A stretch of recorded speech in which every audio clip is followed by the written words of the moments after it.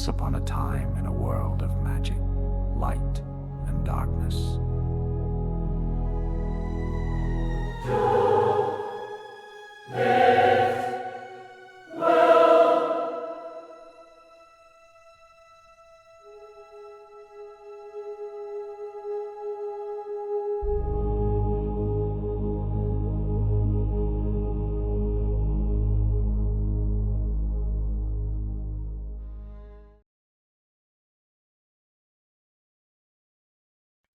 The Shadowwood had always been a place of whispered secrets and hidden truth. Its dense canopy a blanket under which the village of Sirendar could nurture its unique society, unseen, yet ever vigilant.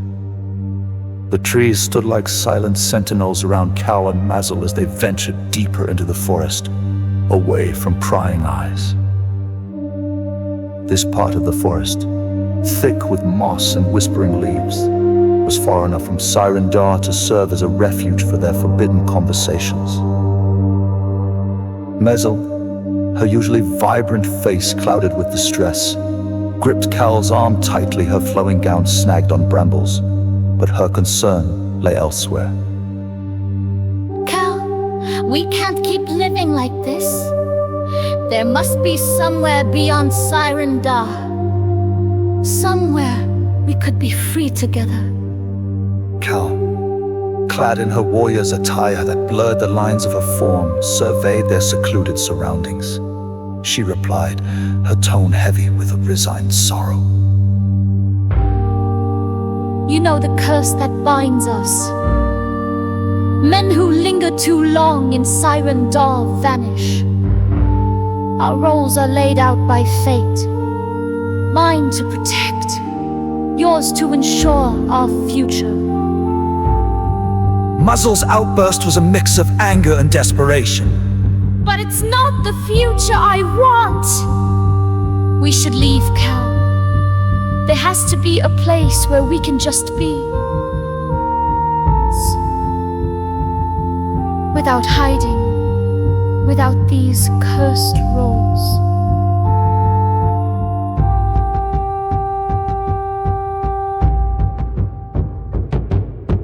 Cal's gaze fell to the forest floor. Seeking words that wouldn't come, Maisel's plea sliced through the tense silence. I hate it, Cal. I hate everything about this. Before Cal could respond, a rustling sound sliced through the low murmur of the forest, prompting her to signal silence with a finger to her lips with practiced stealth. They moved towards the noise, their hearts pounding as the underbrush gave way to a clearing.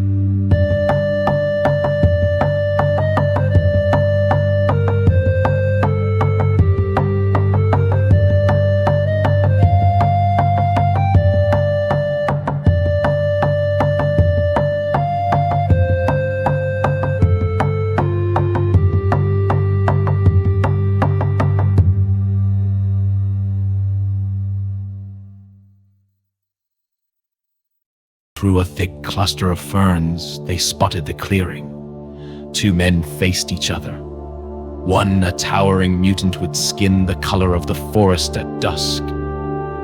Armored hay, his presence menacing, the other less imposing in stature, but wrapped in an aura of undeniable authority, wore the muted greens and browns of the Order of Light. Their conversation carried through the still air, laden with a tension that made Muzzle grip Cal's arm tighter. I regret that it has come to this, Cathnar Gars, said the smaller man, his voice calm but firm. Your actions at Quasnar left us no choice. Cathnar Gars, his yellow eyes fierce, responded with a gravelly voice. I was ordered. Cassiton, my lords, desired this confrontation. They believe only I can end your path. And countless innocents at Quasnar paid the price for this desire. The Cassiton's stance was unwavering, his disappointment clear. Cathnar laughed bitterly at tragedy. Yes, one I take no joy in. But here we stand because of it. Let us see if my lord's faith in me was misplaced. Mazel's whisper barely reached Cal's ears. What are they talking about? Who are these people? Cal murmured back, her eyes never leaving the scene. Quiet now. Just watch. Cathnar drew his blade, a massive sword that seemed to absorb the light around it. I challenge you to a duel of blades. Cassitan, no magic, no tricks. The Cassitan nodded, drawing his own sword, which gleamed even in the dim light. As you wish, pure steel, it is. Cathnar paused, his eyes narrowing. I sense magic. Cassitan, are you not being dishonest in this duel? The Cassitan raised his hand, swearing an oath. The magic you sense is for a matter elsewhere, unrelated to our contest. I swear our duel is by steel alone. Reassured but still wary, Cathnar charged, initiating a duel that erupted with ferocious intensity. The Cassitan's movements were a blur, almost too swift to follow. With a single precise motion, his blade sliced through the air, meeting Cathnar's flesh with deadly accuracy. Cathnar staggered, a clean cut across his torso, then fell heavily to the ground.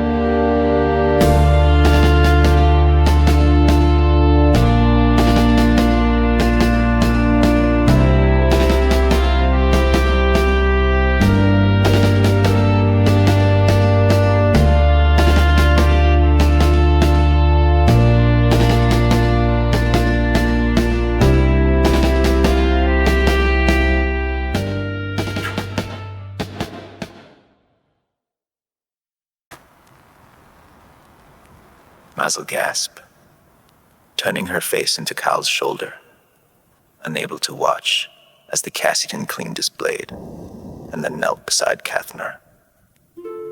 Would you accept the last rites to find peace in the afterlife? He asked gently. Cathnar, struggling for breath, managed a weak smile. I dream of a maid cafe in Reba, no violence, just smiles. Wish I could have seen it one last time. Shall I pass a message to someone there? The Cassitan offered. No, let them remember the smiles. Not my end, Cathnar rasped, his voice fading. The Cassitan offered again. Will you accept the last rites? Cathnar looked confused, his breath shallow. Our codes, they do not align. It would be blasphemy. The Cassitan recited a passage from the holy book of the Order of the Darkness in an ancient tongue, then seamlessly a passage from the holy book of the Order of the Light that complemented the first. Cathnar moved to tears mingling with blood. It fits.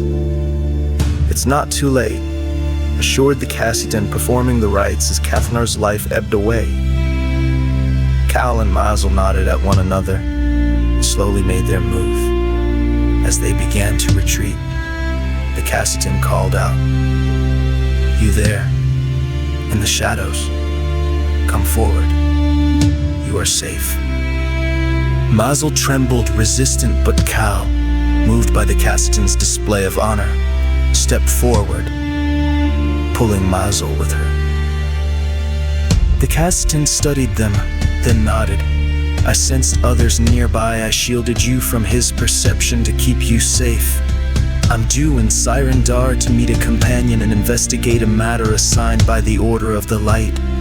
Cal instinctively tried to feign ignorance, but Mazel interrupted. He is a man of honor. We will lead you to Siren Dar. The Cassitan nodded, thanking them. I promise, no harm will come to Siren Dar during my visit. He then wrapped Cathnar's body with the earth using magic, making it disappear to its rightful place according to his beliefs. Cal and Mazel watched, astounded and uncertain as they led the way to their hidden village.